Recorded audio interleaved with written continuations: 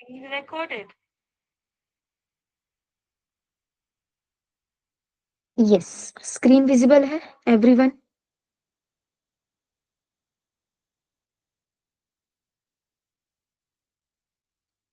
हाँ, जैसे ही मैं स्क्रीन शेयर करती हूँ ना तो मुझे आपके इमोजीज दिखना बंद हो जाता है।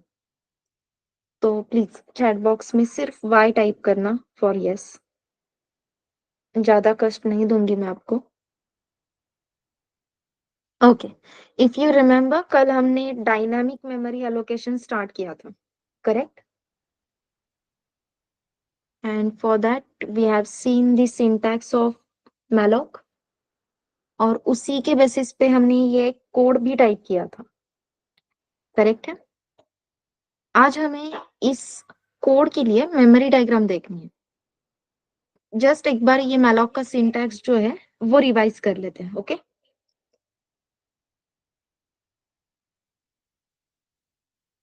यस, सो हमें एरे तो क्रिएट करना है, लेकिन स्टैटिक एरे क्रिएट करते हैं तो हमने कल देखा डैंगलिंग पॉइंटर की सिचुएशन ऑकर होती है, राइट? क्योंकि जो एरे क्रिएट होगा वो क्रिएट एरे इस फंक्शन के स्टैक फ्रेम के लिए लिमिटेड रहेगा।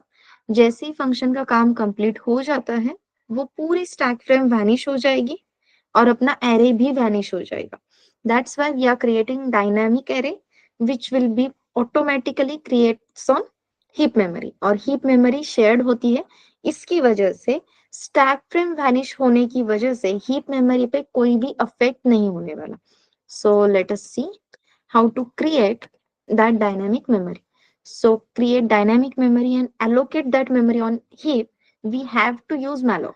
मतलब अगर मैं सिर्फ लिख रही हूँ ARR ऑफ साइज n, तो डायनामिक एरे क्रिएट हो रहा है क्या? यस, लेकिन ये जो डायनामिक एरे है ये स्टैक पे क्रिएट हो रहा है। अगर हमें स्पेसिफिकली अपना एरे हीप पे क्रिएट करना है तो compulsory we have to use malloc function, ठीक है? अब ये malloc function total number of parameters कितने लेता है? How many parameters malloc function takes? 1. What is the data type of that parameter? What is the data type of that parameter? Perfect, integer. अब यहाँ पे मैं रैंडम कोई भी integer value pass कर सकती हूँ क्या?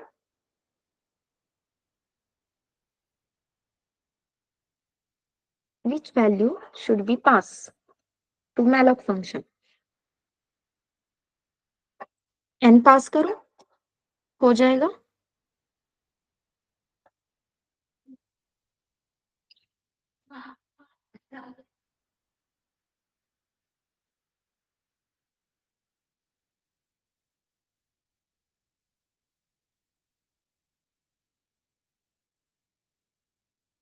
देखो देखो कल के नोट्स देखो एक बार एवरीवन। बताओ यहाँ पे एज अ पैरामीटर n पास किया तो काम हो जाएगा? क्या पास करना चाहिए?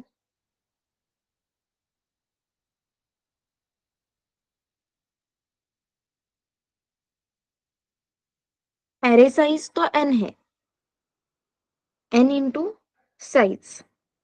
अब n इंटू साइज जब हम बोलते हैं तो यहाँ पे कौन सी साइज हम पास करेंगे? इंटीजर वैल्यू के लिए, करेक्ट।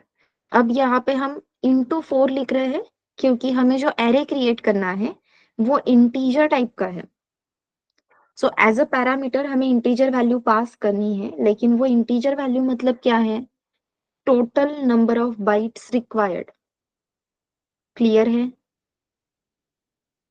यहाँ पे जो आप इंटीजर वैल्यू पास कर रहे हो वो क्या है? Total number of bytes required.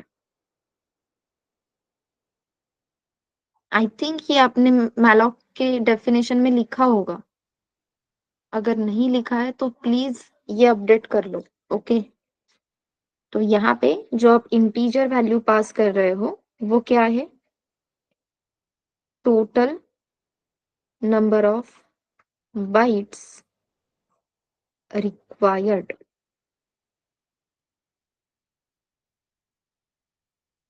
Perfect. Total number of bytes required to store n elements. ठीक है?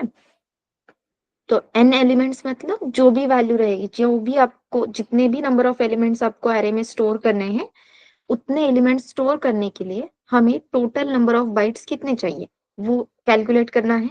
अभी जो हम एरे क्रिएट कर रहे हैं या जो n एलिमेंट्स हम स्टोर करने वाले हैं, वो एलिमेंट इंटीजर डेटा टाइप के हैं, और इंटीजर वैल्यू स्टोर करने के लिए एज वी नो हमें 4 बाइट्स लगते हैं। That's why we are writing n into 4। So n into 4, अगर n की वैल्यू है 5, so 5 into 4 answer will be 20। Using this malloc function हमें जो मेमोरी एलोकेट होगी 20 बाइट्स की, वो रहेगी हीप पे। ठीक है, it will allocate memory, it will allocates memory on heap। अगर हीप पे मेमोरी एलोकेट हो रही है तो हमें उस मेमोरी का स्टार्टिंग एड्रेस पता होना जरूरी है।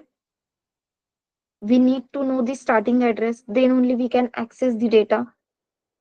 और इसीलिए आपका ये malloc फंक्शन आपको बेस एड्रेस रिटर्न करता है।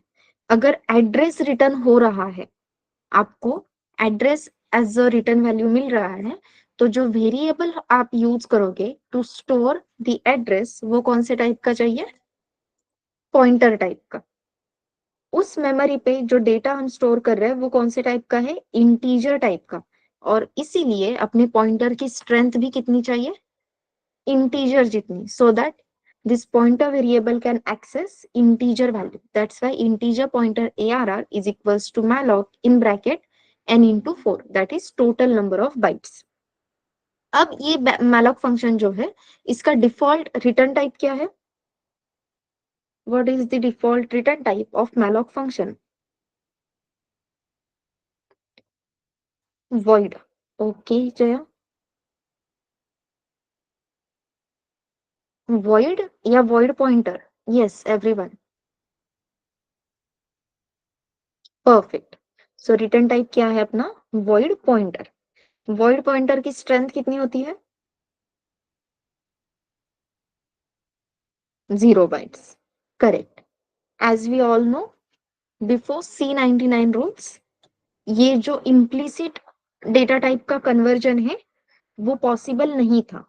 सो we have to do the conversion from one data type to another data type manually, और वो करने के लिए हमें यहाँ पे लिखना होता है कि मैलॉक का default return type void pointer है। तो मैलॉक फंक्शन कॉल की हेल्प से जो भी रिटर्न वैल्यू आएगी उसे हमें कन्वर्ट करना है इंटीजर पॉइंटर में, so that we can access the integer value.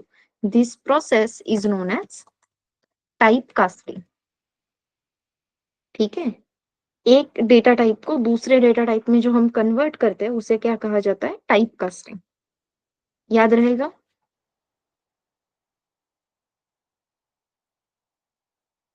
Converting one data type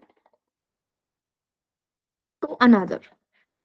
ठीक है, this is nothing but simple type casting. तो हमें यहाँ पे मैन्युअली टाइप कास्टिंग करने की जरूरत लगती थी। अभी अपने जो कंपाइलर्स है वो बहुत अपग्रेडेड है, तो आपने यहाँ पे मैन्युअली टाइप कास्टिंग नहीं किया, फिर भी इम्प्लिसिटली टाइप कास्ट हो जाता है। वॉइड पॉइंटर का टाइप चेंज होके यहाँ पे इंटीजर पॉइंटर बन जाता है। लेकिन रिस्क नहीं लेने की, एज अ गुड प्रोग्रामर कुछ चीजें हमें फॉलो करनी है, वो हम फॉलो करेंगे, दैट्स इट। ठीक है, कोड क्लियर है? अब ARR इस पॉइंटर वेरिएबल में अपने मेमोरी लोकेशन का, अपने एरे का बेस एड्रेस है, वो बेस एड्रेस हम सिंपली रिटर्न कर रहे हैं, और रिटर्न करने के बाद मेन फंक्शन में इस ptr वेरिएबल के थ्रू वो बेस एड्रेस रिसीव कर रहे हैं। अब यहाँ पे प्रोसेसिंग कैसे हो रही है, लेट अस सी दैट। तो मैंने यहाँ पे कोड लिख के रखा है, let us see what will happen with the help of memory diagram. As we all know, entry point क्या है अपना? Main function. तो यहाँ पे सबसे पहले मेन फंक्शन की स्टैक फ्रेम ओपन हो जाएगी। एंट्री करते ही we have declared one n variable of integer data type, तो इसे 4 बाइट्स एलोकेट हो गए। इनिशियली यहाँ पे गार्बेज वैल्यू रहेगी, then using printf scanf we are storing, we are scanning value of n variable from user. For example ये वैल्यू है 5। On fourth line we are calling create array function. तो यहाँ पे आपके क्रिएट एरे फंक्शन की stack frame open हो जाएगी। ठीक है, जस्ट अ मिनट। अब हमें हीप मेमोरी लोकेशन भी लगने वाला है ना, तो स्टैक के साथ हीप ड्रॉ कर रहे हैं, नथिंग एल्स। तो इस साइड पे है हीप मेमोरी, इस साइड पे है अपनी स्टैक मेमोरी।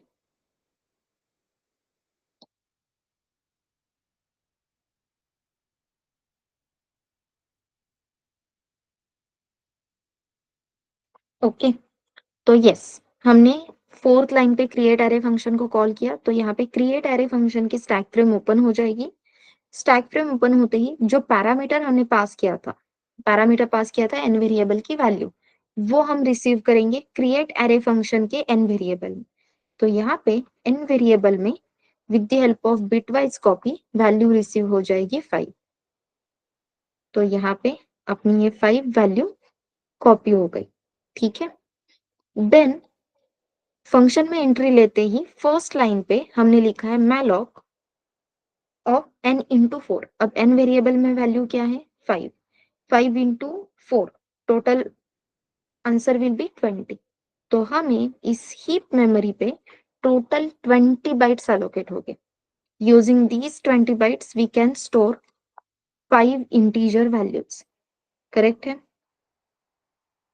तो ये टोटल 20 बाइट्स हमें एलोकेट हो गए हैं हीप मेमोरी लोकेशन पे, और इस हीप मेमोरी लोकेशन का बेस एड्रेस है समथिंग 2000। इस हीप मेमोरी लोकेशन का बेस एड्रेस है 2000। अब ये मैलॉक फंक्शन एरे डिक्लेयर करेगा, ठीक है, सॉरी एरे क्रिएट करेगा, 20 बाइट्स की मेमोरी एलोकेट करेगा, एंड जो भी बेस एड्रेस है वो रिटर्न करेगा। तो बेस एड्रेस है 2000, मैलॉक फंक्शन ने यहाँ पे हमें 2000 रिटर्न करके दिया। रिटर्न किया हुआ 2000 हम किसे असाइन कर रहे हैं, ARR, इस पॉइंटर वेरिएबल को। तो इस क्रिएट एरे फंक्शन में ARR ये पॉइंटर वेरिएबल है which will store the base address of your memory location that is 2000। और अब ये ARR पॉइंटर वेरिएबल आपके 2000 लोकेशन को पॉइंट करेगा। Then on the next line we are returning the address of sorry the value of ARR that is 2000। तो ये ARR में जो भी वैल्यू है वो आपने यहाँ पे रिटर्न की मेन फंक्शन की स्टैक फ्रेम में, यहाँ पे आ गया 2000। अब ये रिटर्न आई हुई वैल्यू हमने किसे असाइन की है, पीटीआर वेरिएबल को। तो यहाँ पे है आपका PTR variable, PTR pointer variable. इस पीटीआर पॉइंटर वेरिएबल में आपके डमी में जो भी एड्रेस रिसीव हुआ था विच इज 2000 वो स्टोर हो जाएगा। अब ये पीटीआर वेरिएबल किसे पॉइंट करेगा, इस 2000 लोकेशन को।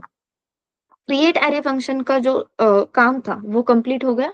जैसे इसका काम कंप्लीट हो जाता है, क्रिएट एरे इस फंक्शन की स्टैक फ्रेम यहाँ से वैनिश हो जाएगी, ठीक है।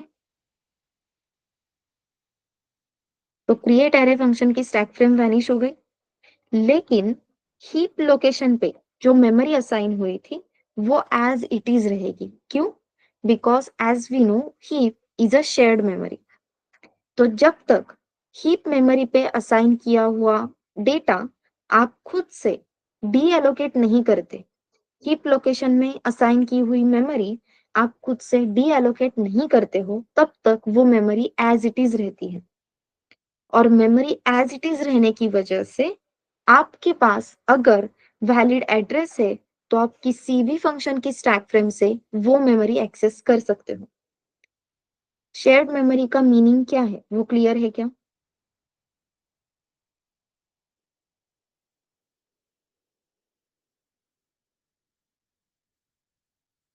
एवरीवन? जैसे स्टैक फ्रेम में असाइन हुई मेमोरी स्टैक फ्रेम वैनिश होते ही डी एलोकेट हो जाती है, हीप पे जो मेमोरी है वो किसी भी स्टैक फ्रेम से बिलोंग नहीं करती है।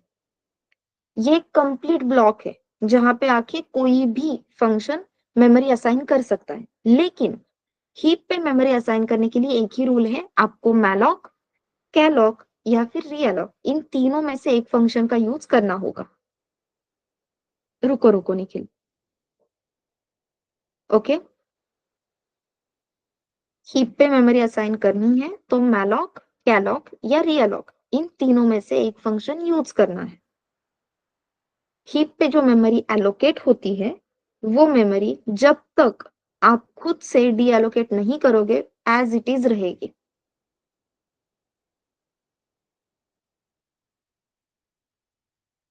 Is it clear everyone?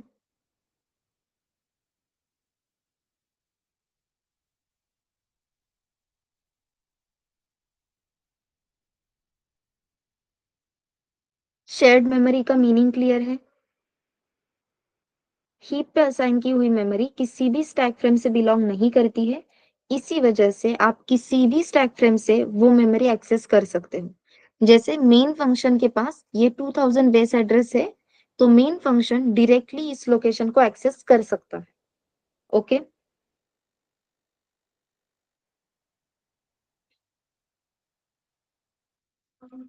अब एक सिनेरियो देखते हैं, ठीक है? अब यहाँ पे एरे मतलब मेमोरी असाइन हुई है, एरे क्रिएट हुआ है, एवरीथिंग इज फाइन। लेकिन लेकिन अगर ये मैलॉक फंक्शन ने रिटर्न किया हुआ बेस एड्रेस हमने यहाँ पे स्टोर तो कर लिया, लेकिन अपने मेन फंक्शन को रिटर्न ही नहीं किया, ठीक है? हमने मेमोरी तो असाइन कर ली, उसका बेस एड्रेस भी रिसीव कर लिया इस ARR वेरिएबल में, लेकिन जो ARR वेरिएबल में बेस एड्रेस है वो रिटर्न ही नहीं किया। क्या होगा? अपने क्रिएट एरे फंक्शन का सिर्फ काम क्या था? मेमोरी क्रिएट करना। वो मेमोरी तो क्रिएट हो गई। जैसे क्रिएट एरे फंक्शन का काम खत्म हो जाता है, क्रिएट एरे फंक्शन की स्टैक फ्रेम वैनिश हो जाएगी। लेकिन आपके इस क्रिएटेड एरे का जो बेस एड्रेस है वो किसी के भी पास है क्या? Do we have any record of this base address?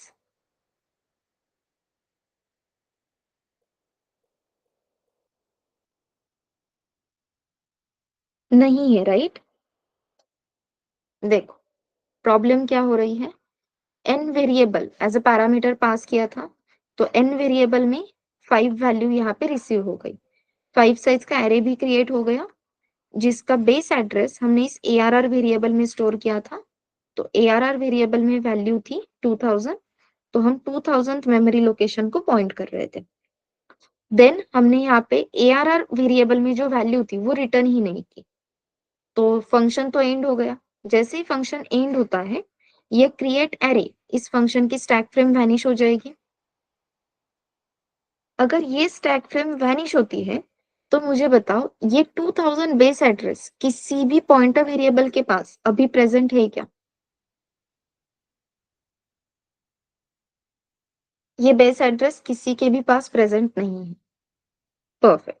लेकिन 2000 लोकेशन पे वैलिड मेमोरी एलोकेशन प्रेजेंट है क्या? On 2000 location, is there any valid memory allocation present? Yes. अगर 2000 लोकेशन पे वैलिड मेमोरी एलोकेशन प्रेजेंट है, तो आप किसी भी दूसरे इंसान को या किसी भी दूसरे यूजर को ये मेमोरी एलोकेट कर सकते हो क्या? 2000 से लेके 2020 तक जो मेमोरी है वो आप किसी को भी असाइन कर सकते हो क्या? रोहित, ये मेमोरी ऑलरेडी एक यूजर को एलोकेटेड है, तो दूसरे यूजर को सेम मेमोरी फिर से एलोकेट हो सकती है क्या?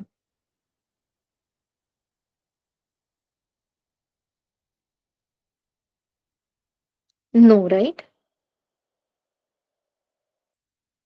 And this leads to memory leakage problem.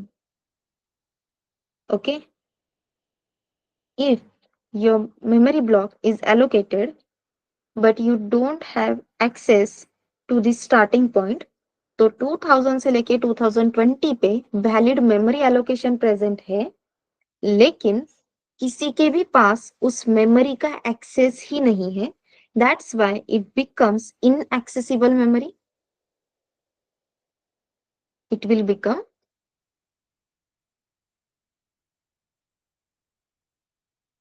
inaccessible memory. Okay.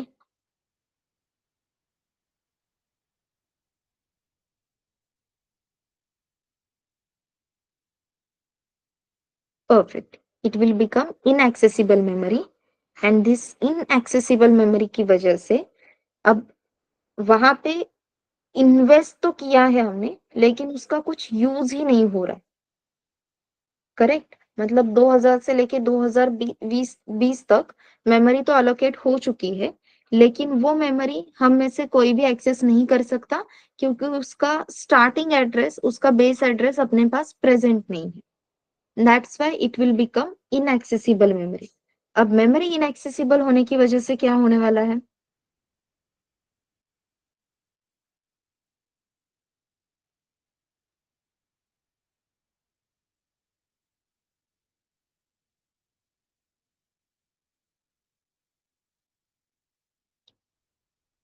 अब ठीक है, इनएक्सेसिबल मेमोरी होने से, करेक्ट, अनऑथराइज एक्सेस नहीं होगा। अनऑथराइज एक्सेस मतलब हमें एलोकेट नहीं हुई ऐसी मेमोरी हम एक्सेस करने की कोशिश कर रहे हैं, ठीक है, दैट इज अनऑथराइज एक्सेस। यहाँ पे मेमोरी इनएक्सेसिबल हो रही है, इसकी वजह से हम बोल रहे हैं memory leakage. Basically memory leakage मतलब क्या हो रहा है? अभी के लिए सिर्फ 20 बाइट्स अपने वेस्ट हो रहे हैं, लेकिन ऐसे ही मैलॉक की हेल्प से अगर अपने 100 या 1000 एरेज क्रिएट किए, वो भी 100 साइज के, तो कितनी सारी मेमोरी इन्वेस्ट हो जाएगी। और किसी का भी स्टार्टिंग एड्रेस आपके पास प्रेजेंट ही नहीं है, वो सिर्फ एरेज क्रिएट होते जा रहे हैं। ओके, और क्रिएट, हाँ, एरे क्रिएट होते जा रहे हैं, किसी का भी बेस एड्रेस आपके पास नहीं है, तो इतनी सारी मेमोरी इनएक्सेसिबल बन जाएगी। प्रॉब्लम क्लियर हो रही है? तो इसकी वजह से excessive amount of memory in waste हो जाती है। Excessive amount of memory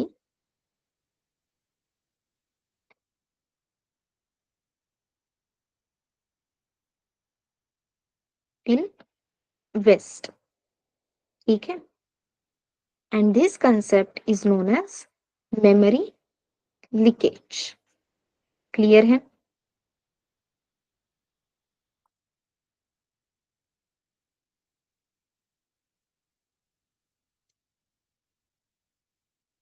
Yes. And to prevent memory leakage, here we comes to the actual point. To prevent memory leakage,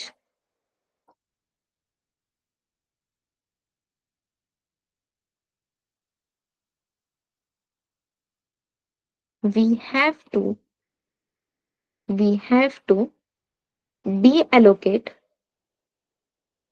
we have to deallocate the allocated memory. We have to deallocate the allocated memory. और इस memory leakage के problem की वजह से जब भी आप malloc की हेल्प से कोई एरे क्रिएट करते हो, तो जनरली ये सजेस्ट किया जाता है कि always return that address, always return the base address which you have received with the help of malloc function. As a best practice हमें हमेशा क्या करना चाहिए? जो भी बेस एड्रेस है वो रिटर्न करके रखना चाहिए। तो इस पीटीआर वेरिएबल के पास आ गया आपका बेस एड्रेस रिटर्न होके। अब आप डिसाइड करो इस पीटीआर वेरिएबल के साथ क्या करना है। पीटीआर वेरिएबल के पास वैलिड एड्रेस है, आपको उस मेमोरी को फ्री करना है, दैट मीन्स मेमोरी को डी एलोकेट करना है। जैसे मेमोरी एलोकेट करने के लिए हम मैलॉक फंक्शन यूज करते हैं, वैसे ही हीप पे एलोकेटेड मेमोरी डी एलोकेट करने के लिए we use free. So we just have to write free, और इसे एज अ पैरामीटर हम पास करते हैं अपने एरे का बेस एड्रेस। अपने एरे का बेस एड्रेस हमने स्टोर किया है पीटीआर वेरिएबल में, so we will just pass PTR as a parameter, free PTR. तो ये फंक्शन, फ्री फंक्शन, हीप पे एलोकेट की हुई मेमोरी को डी एलोकेट करने का काम करता है, ठीक है। Free will deallocate the memory which is allocated on heap. Clear है?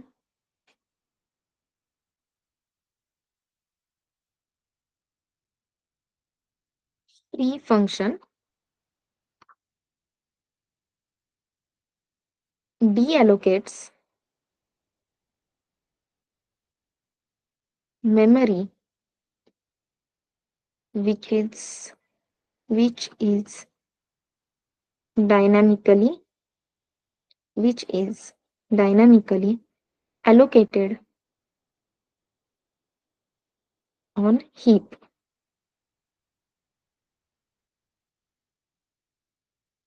और इसलिए हम जब भी malloc की हेल्प से एरे क्रिएट करेंगे, we will always return the base address of that array.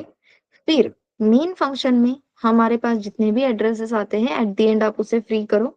अगर आपको लगता है किसी फंक्शन में ही हमने क्रिएट किए हुए एरे का काम हो गया है, तो वहीं पे फ्री किया तो भी चलेगा। ऐसा कंपल्शन नहीं है कि मेन में ही करना चाहिए। अगर आपको लगा कि क्रिएट एरे में अपना एरे का काम हो गया है, जो भी यूज था वो हो गया है, वहीं पे डिलीट किया फिर भी चलेगा। अगर आपको ये क्रिएटेड एरे मेन फंक्शन में जाने के बाद फिर से कहीं पे और यूज करना है, तो फिर मेन फंक्शन में उसे फ्री करने की रिस्पॉन्सिबिलिटी आपकी है। ओके, अब coming to the code again, यहाँ पे मैंने लिख दिया n इंटू 4, लेकिन फॉर एग्जाम्पल प्रणव यूज कर रहा है VS कोड, और VS कोड में इंटीजर वैल्यू स्टोर करने के लिए लगते हैं 8 बाइट्स। एग्जाम्पल, ठीक है, लेकिन मैंने तो यहाँ पे लिखा है n इंटू 4, VS कोड में लगते हैं 8 बाइट्स। तो यहाँ पे आपको सफिशिएंट मेमोरी एलोकेट होगी क्या टू स्टोर n वैल्यूज?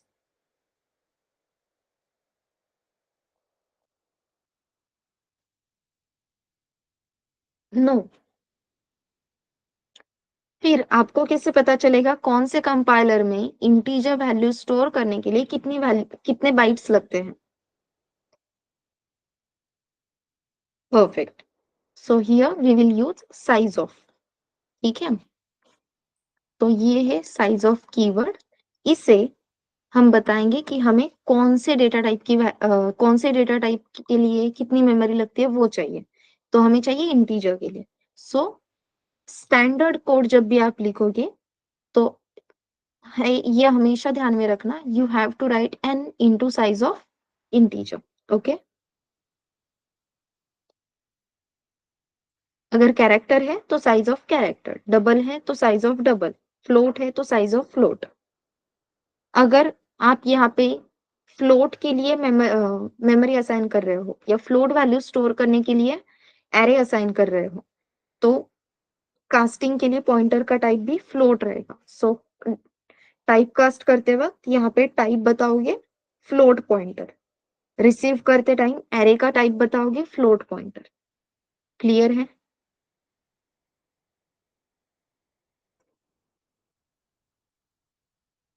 तो अब हमने अपने क्रिएट एरे फंक्शन की हेल्प से हमें एरे तो क्रिएट करके मिल गया। लेट अस राइट ऐड या फिर स्टोर एरे फंक्शन।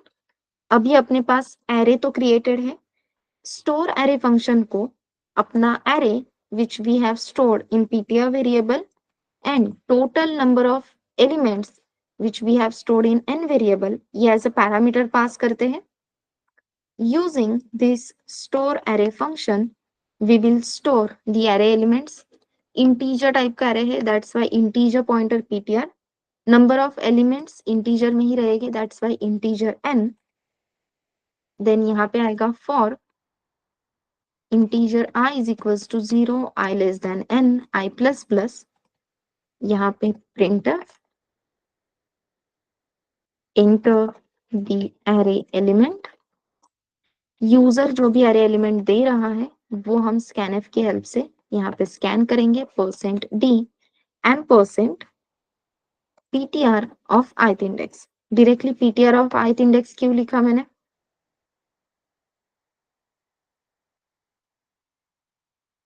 ptr तो पॉइंटर है।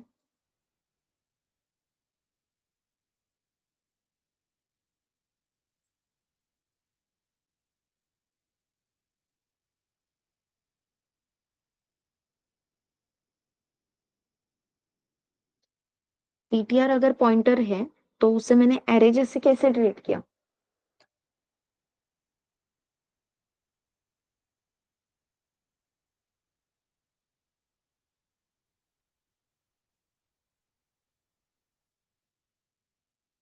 तो question is about pointer. ptr ये पॉइंटर वेरिएबल है,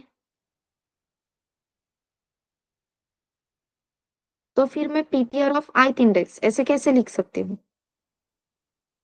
because PTR of ith index ये तो एरे का सिंटैक्स है, पीटीआर तो पॉइंटर वेरिएबल है।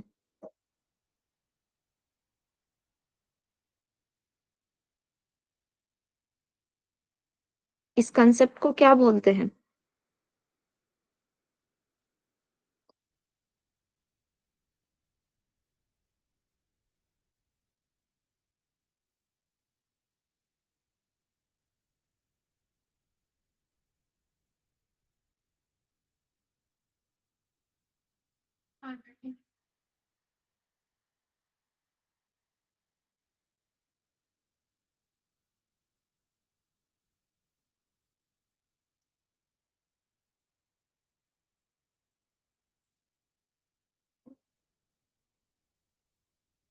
ओके, बाकी सब मतलब भूल गए हो, नींद आ रही है, भूख लग रही है, रिप्लाई नहीं दोगे तो कैसे चलेगा यार? Array of pointer. Okay Prajakta.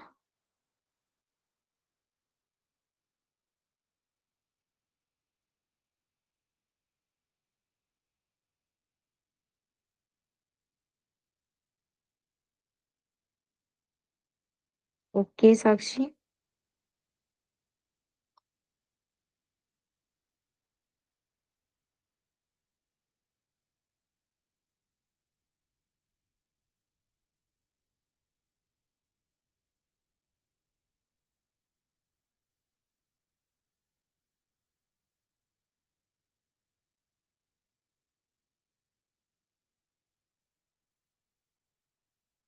Perfect.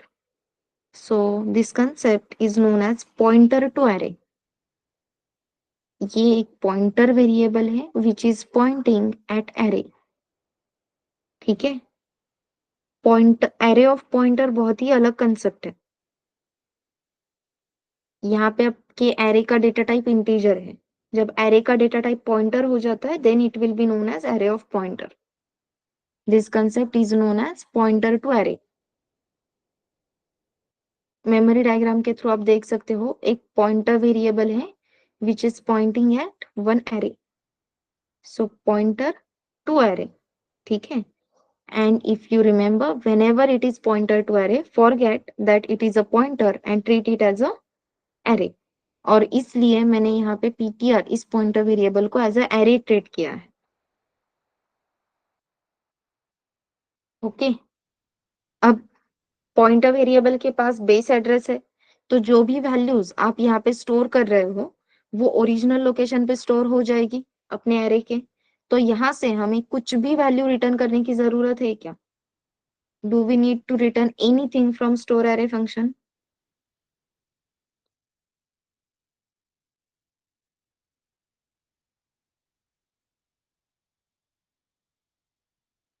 Store array इस फंक्शन से कुछ रिटर्न करने की जरूरत है या नहीं?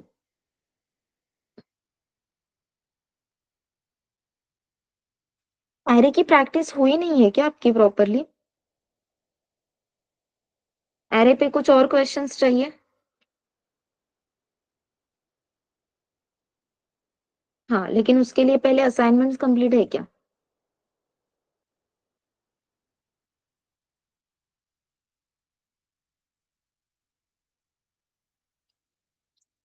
Yes everyone.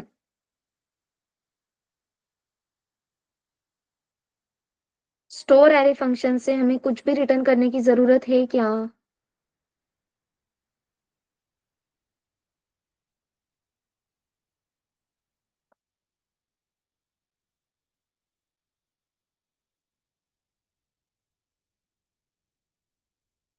तो फंक्शन का रिटर्न टाइप क्या रहेगा? What will be the return type of store array function? Perfect, return type of store array function will be void। Array store कर लिया, then we will simply write display function. जो data हमें display करना है वो data array में present है।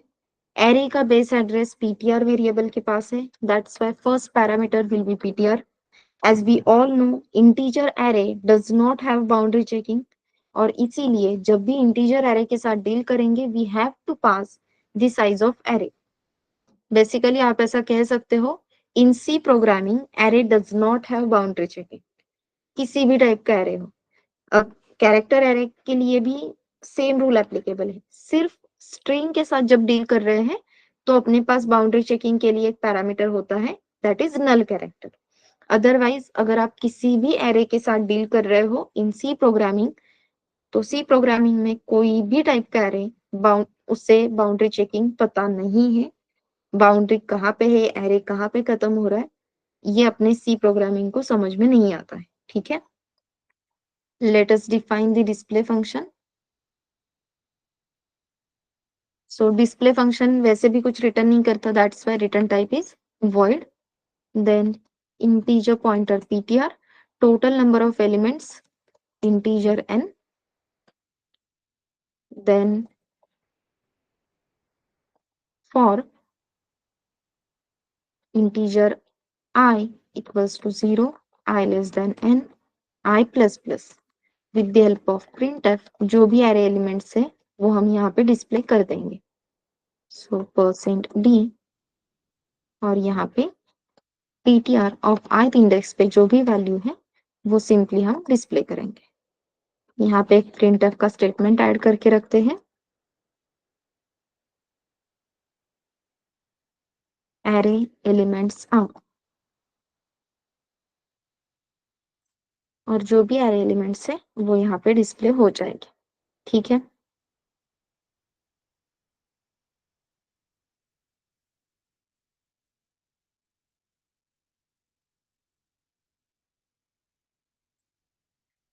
let us compile।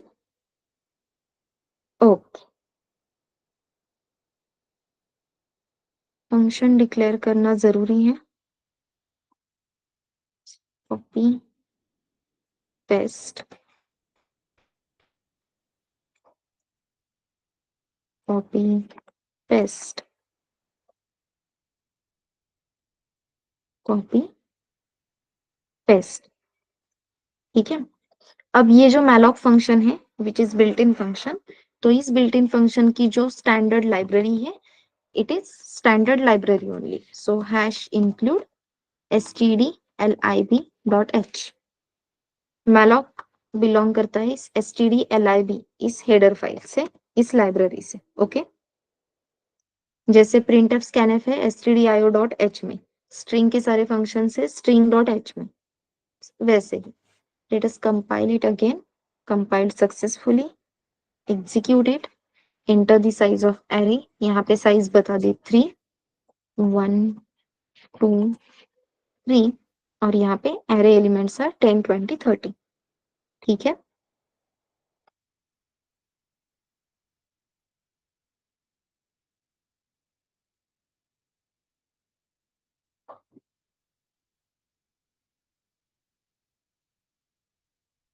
how to create array using malloc clear है एवरीवन?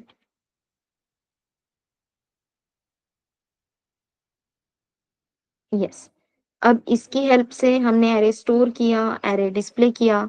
अब यहाँ पे अगर मुझे सम ऑफ एरे एलिमेंट्स इस फंक्शन को एग्जीक्यूट करना है, I will simply write sum of array elements. Again इसे हम एज अ पैरामीटर एरे और नंबर ऑफ एलिमेंट्स पास करेंगे। Let us define it. So integer pointer ptr, integer n, यहाँ पे आ जाएगा for integer I equals to 0, I less than n, I plus plus। अब array elements की sum store करने के लिए we required one variable, so integer sum is equals to 0, यहाँ पे आ जाएगा sum is equals to sum plus ptr of ith index। Finally जो sum है वो sum हम इस sum of array function से रिटर्न कर सकते हैं, simply we will write return sum। तो अपने फंक्शन का रिटर्न टाइप बन जाएगा इंटीजर, जो भी सम आ रही है वो हम एज अ रिजल्ट यहाँ पे रिसीव करेंगे, एंड जो फाइनल रिजल्ट है वो हम यहाँ पे प्रिंट करेंगे। So with the help of printer we can print sum of array elements is equals to percent D, और यहाँ पे रिजल्ट वेरिएबल में जो भी आंसर हमने रिसीव किया है वो डिस्प्ले करेंगे।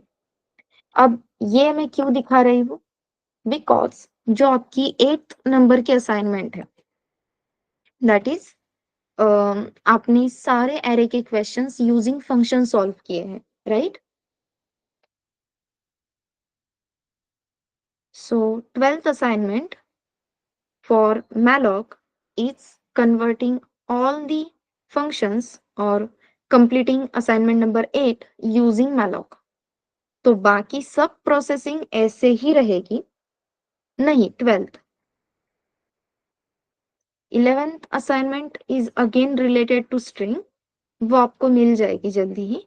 मैलॉक के लिए जो असाइनमेंट है that will be your assignment number 12।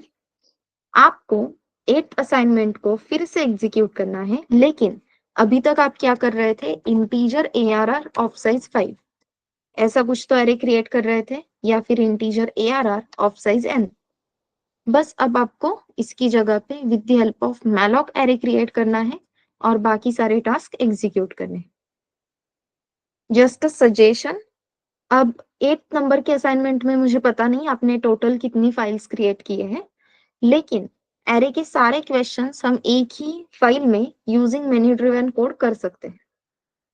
तो सिर्फ एरे के साथ क्या करना है, ये चॉइसेस दो यूजर को, ठीक है? और अकॉर्डिंग टू चॉइस आपका आगे का एग्जीक्यूशन कर लो। तो आपको 10-12 फाइल्स क्रिएट करने की जरूरत नहीं है। Correct, 10 questions in assignment number 8। तो 10 फाइल्स करने की जगह पे एक ही मेन्यू ड्रिवन कोड अच्छे से कर लो ना। 10 चॉइसेस दो यूजर को और फिर आपके एक ही फाइल में 10 फंक्शंस आ जाएंगे। अब ये मैलॉक की हेल्प से जो हम एरे क्रिएट कर रहे हैं, ये हम डायरेक्टली मेन फंक्शन में भी कर सकते हैं। ऐसा बिल्कुल भी नहीं है मैलॉक यूज करने के लिए हमें अलग से फंक्शन लिखना होता है, मेन में भी कर सकते हो। लेकिन सिर्फ ARR ऑफ n इसकी जगह पे हम मैलॉक यूज कर रहे हैं तो सेंसिबल नहीं लगता। मतलब इसका क्या फायदा, फिर क्यों कर रहे हैं? ये थोड़े से क्वेश्चंस आ जाते हैं, इसलिए क्रिएट एरे फंक्शन रखो। एरे स्टोर करने के लिए, डिस्प्ले करने के लिए एक एक फंक्शन लिखो। तो आपके पास ये 3 फंक्शंस तो कांस्टेंट रहने वाले हैं। तो 10 फाइल्स में ये 3 फंक्शंस रिपीटेटिवली लिखने की जगह पे एक ही फाइल में मेन्यू ड्रिवन कोड करो, तो ये 3 फंक्शंस रिपीटेटिवली लिखने की जरूरत नहीं लगेगी और आपके सारे टास्क एग्जीक्यूट हो जाएंगे, ठीक है?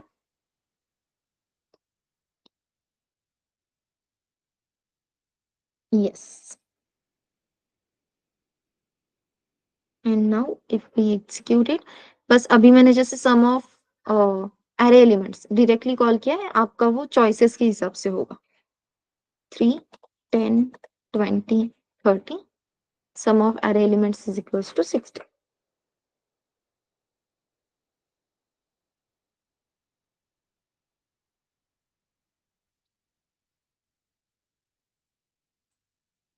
ओके, 12th असाइनमेंट क्या है वो क्लियर है?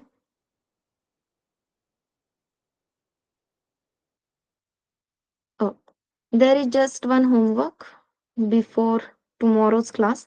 तो कल के लेक्चर से पहले ये काम जो है वो होना चाहिए। सिंपल टास्क है। एक मिनट, ये फॉन्ट इंक्रीज कर लेती हूँ। Accept details of student, accept details of 5 students and display it. तो आपको 5 स्टूडेंट्स की इंफॉर्मेशन स्टोर करनी है एंड देन उसे डिस्प्ले करना है, ठीक है? Accept and store details of 5 students and display it. Student information में एक्स्ट्रा कुछ लेने की जरूरत नहीं है। स्टूडेंट इंफॉर्मेशन में आपको सिर्फ रोल नंबर, नेम और मार्क्स, इतनी ही इंफॉर्मेशन एक्सेप्ट करनी है, स्टोर करनी है और डिस्प्ले करनी है। टास्क क्लियर है?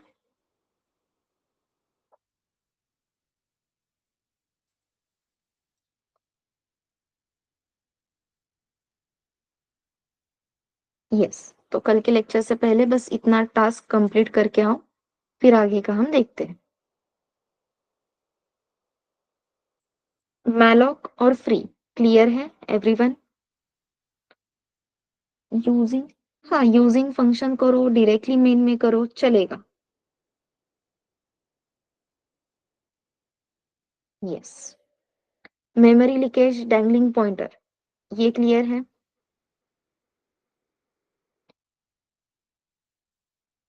Difference between wild pointer and dangling pointer, what is dangling pointer, what is wild pointer, ये क्वेश्चंस आ सकते हैं। मैंने अभी आपको सिर्फ मैलॉक एक्सप्लेन किया है। There are two more functions known as calloc and realloc. तो ये दोनों फंक्शंस खुद से एक्सप्लोर करो। लैब ट्रेनर्स तो लेंगे ही, लेकिन अगर वो नहीं लेते हैं फिर भी खुद से कैलॉक और रीअलॉक एक बार देख लो। समझ में नहीं आता है तो रंजीत को, आदेश को बताओ कि हमने देखा, समझ में नहीं आ रहा है, प्लीज एक्सप्लेन इट। ठीक है? Then what is difference between malloc, calloc and realloc? It again can be a question. तो डिफरेंस समझने के लिए कैलॉक और रियलॉक इंप्लीमेंट करना जरूरी है। रियलॉक क्यों यूज करते हैं, what is the use of realloc, ये पता होना चाहिए। What is difference between malloc and calloc पता होना चाहिए। क्लियर है? हाँ, ये क्वेश्चन है, अगर नोट कर रहे हो तो well and good.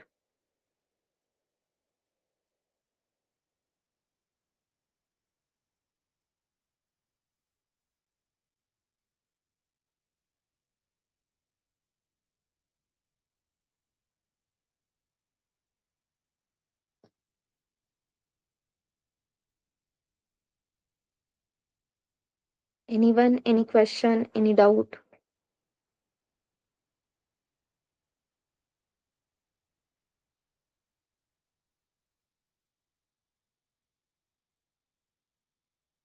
No? Okay.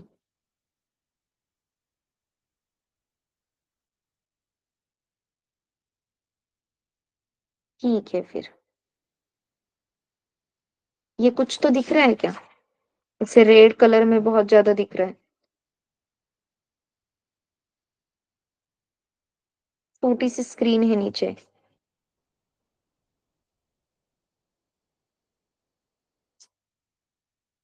Yes. तो ये जो रेड रेड रेड दिख रहा है ना, वो स्टूडेंट्स है जो मॉक के लिए एब्सेंट है।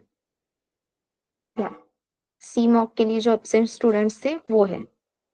तो वहां पे आपको ग्रीन और ऑरेंज ये दो कलर्स दिखेगी ही नहीं, सिर्फ रेड दिखेगा। तो प्लीज आप ऐसे मत करना, मॉक के लिए प्रेजेंट रहना, ठीक है? यस जया, कोई क्वेश्चन है? यस मैम, मॉक का क्या है? मतलब मैं एब्सेंट थी 2 दिन। नहीं नहीं, मॉक आपके नहीं है अभी। अच्छा, मतलब होने वाले हैं ना? हाँ, अभी तक आपके नहीं। मॉक्स रहेंगे, अभी तक स्टार्ट नहीं हुए। इवन आपके लिए प्रैक्टिस मॉक, मतलब मॉक के क्वेश्चंस भी डिस्कस हो गए लैब सेशंस में। और उसके लिए अपने पास जनवरी, मतलब नहीं, 26 दिसंबर नहीं, डोंट वरी, जैन से आपके मॉक स्टार्ट हो गए, जनवरी से। ठीक है? हाँ, लेकिन ये तैयारी रखो कि 1 जैन से भी हो सकते हैं। मुझे कोई प्रॉब्लम नहीं है, 26 दिसंबर से भी मैं स्टार्ट कर सकती हूँ। आप प्रिपेयर हो? मैम, मॉक में क्या होता है? इंटरव्यू होता है आपका, बस प्रैक्टिस इंटरव्यू रहेगा रियल इंटरव्यू की जगह पे। ओके। यस, इंटरव्यू ही रहेगा। तो पहले तो क्वेश्चन आंसर्स हो गए, देन आपको एक कोड दिया जाएगा, एक क्वेश्चन दिया जाएगा फॉर कोडिंग। अगर कोड आता है, सारे क्वेश्चंस के आंसर आप ठीक से देते हो, तो आपका मॉक क्लियर होगा, अदरवाइज नहीं होगा।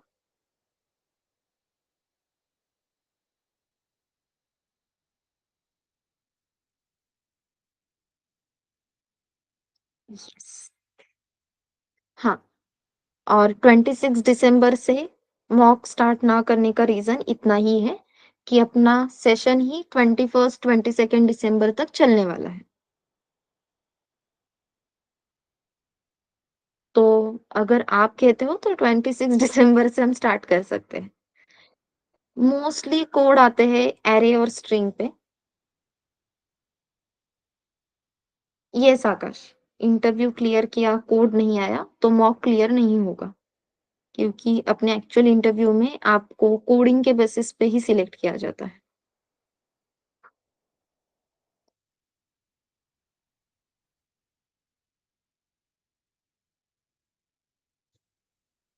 Yes, your credit point will be 0। ये अच्छा है कि हमने बाइनरी सिस्टम रखी है 0 और 1। नहीं तो उसे 9 क्यों दिए, मुझे 8 ही क्यों दिए, ये चालू हो जाता है।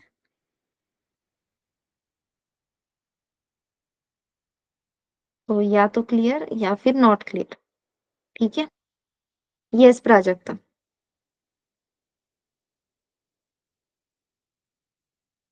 यस जया, ऑनलाइन ही रहेगा।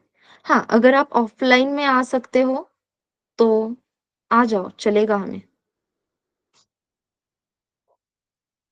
आपको शेड्यूल आएगा सौम्या, आपको इस दिन, इस डेट, इस टाइम पे आपका मॉक है और उस टाइम पे आपको वो अटेंड करना है।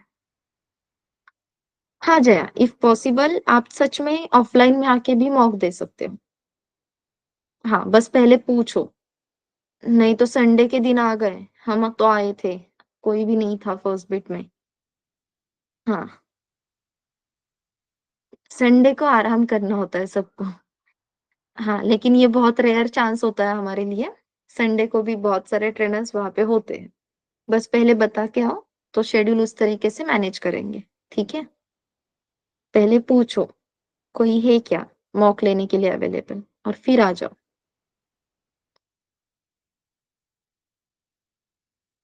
यस।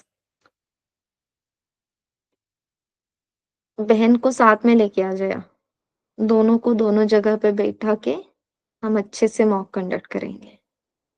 यस। यस। चलो फिर, अभी के लिए स्टॉप करें। यस। प्लीज प्लीज ये रिक्वेस्ट है, सैटरडे संडे अगर लेक्चर रहेगा तो अटेंड करो। देर आर चांसेस, सैटरडे तो फिक्स है, संडे को भी अगर मैं आपको कहती हूँ तो लास्ट सेशन अटेंड करने के लिए प्लीज प्रेजेंट रहना। ओके। यस। हाँ जया बोलो।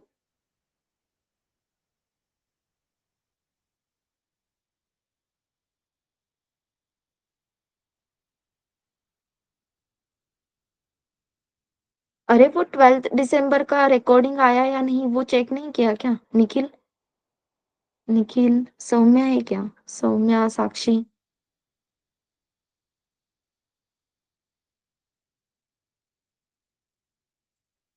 12 दिसंबर का नहीं है ना? जया एक बार फिर से चेक कर, 12 दिसंबर में शायद कुछ तो प्रॉब्लम है।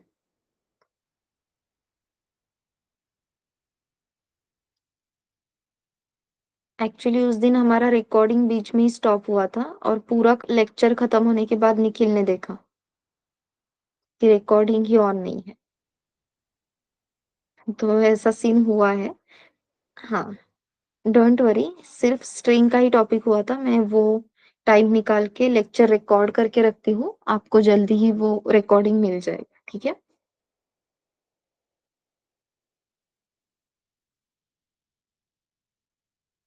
यस। चलो then, bye bye everyone, good night. Bye, good night.